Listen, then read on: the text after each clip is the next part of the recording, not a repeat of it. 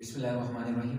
अस्सलाम वालेकुम स्टूडेंट्स, मैं सर कमर और आप देख रहे हैं कमर एकेडमी।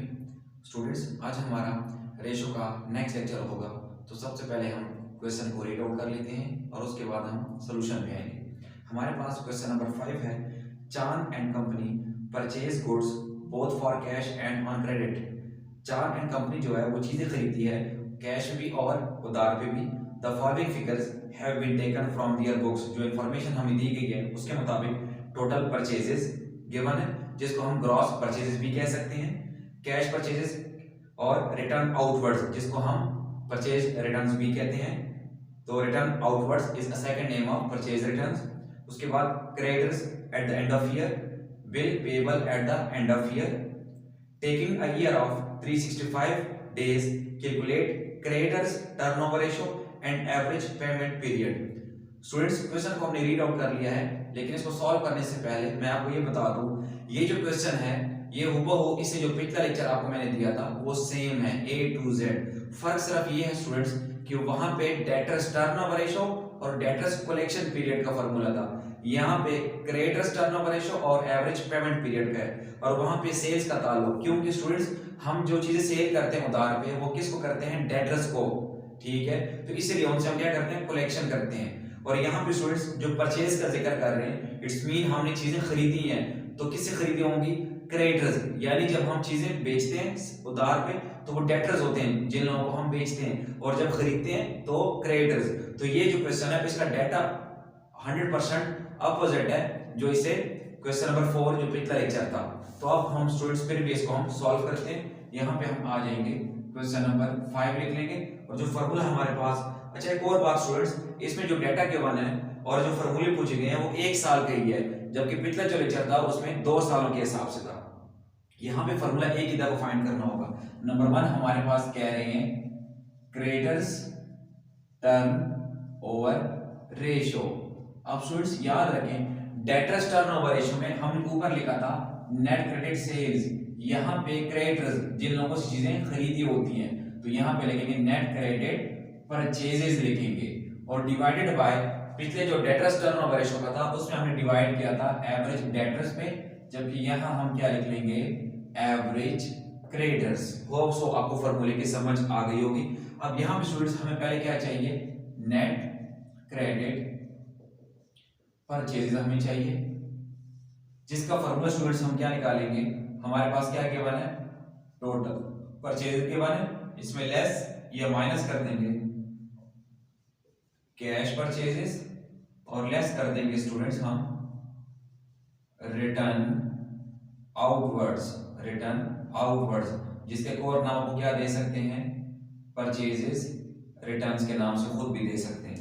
अब स्टूडेंट्स हमारे पास जो टोटल परचेजेस हैं वो हैं 4,25,000, कैश परचेजेस हैं 1,13,000, और हमारे पास जो रिटर्न आउटवर्ड्स हैं वो हैं 12,000।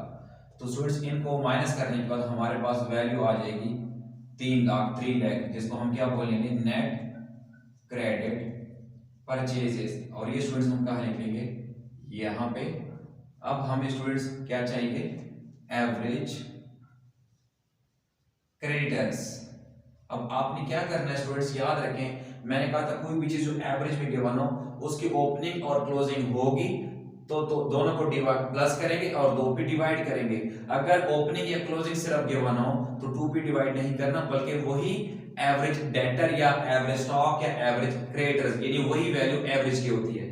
अब यहाँ स्टूडेंट्स हमें क्या चाहिए? Average creditors. हमारे पास ओपनिंग क्रेडिटर और क्लोजिंग क्रेडिटर दोनों होंगे तभी 2 पे डिवाइड करेंगे, अगर कोई एक होगा तो वही वैल्यू एवरेज में आएगी। अब हमारे पास यहाँ गिवन है creditors at the end of year और bill payable at the end of year, यानी 2 पे डिवाइड नहीं करना, दोनों सिर्फ क्लोजिंग है। तो हम क्या लिखेंगे स्टूडेंट्स, याद रखें, क्लोजिंग क्रेडिटर्स जो गिवन है और प्लस कर देंगे क्लोजिंग बिल पेबल। ठीक है स्टूडेंट्स, इनको सिर्फ प्लस करना है, 2 पे डिवाइड नहीं करना। याद रखिए स्टूडेंट्स, पिछले लेक्चर में मैंने आपको बताया था कि opening bill receivable is a part of opening debtor, closing bill receivable is a part of closing debtor. तो सेम स्टूडेंट्स इस क्वेश्चन में ओपनिंग बिल पेबल अगर गिवन होगा तो वो ओपनिंग क्रेडिटर का हिस्सा होगा, पार्ट होगा, और क्लोजिंग बिल पेबल जो होगा वो क्लोजिंग क्रेडिटर्स का पार्ट होगा, यानी ये दोनों चीजें एक ही होती हैं। तो आपने इसको अलग अलग नहीं समझना, सिर्फ आपने इसको ऐड कर देना है। हमारे पास 53,200 क्लोजिंग बिल क्रेडिटर्स हैं और 6,800 क्लोजिंग बिल पेएबल है। इनको हम स्टूडेंट्स ऐड कर लेते हैं और 2 पे डिवाइड नहीं करना, यही वैल्यू हमारी यहाँ पे आ जाएगी एवरेज पे, ठीक है, बिकॉज दोनों क्लोजिंग है, ओपनिंग कुछ भी नहीं है। तो स्टूडेंट्स इनको हम डिवाइड करेंगे तो हमारे पास आंसर आ जाएगा 5, लेकिन हम साथ क्या लिख लेंगे 5 टाइम्स, ठीक है, 5 times because of turnover. Hope so students आपको फार्मूले की समझ आ गई होगी। स्टूडेंट्स नेक्स्ट हमारे पास क्या फार्मूला कह रहे हैं, एवरेज पेमेंट पीरियड।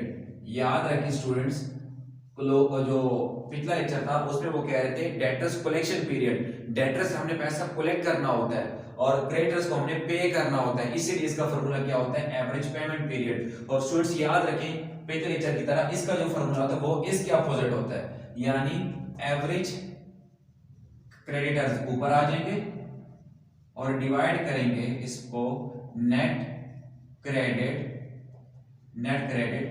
परचेजेस पे। लेकिन स्टूडेंट्स क्या करेंगे सर, मल्टीप्लाई 365 कर देंगे बिकॉज इसका आंसर भी पीरियड ऑफ यानी कि डेज में आएगा।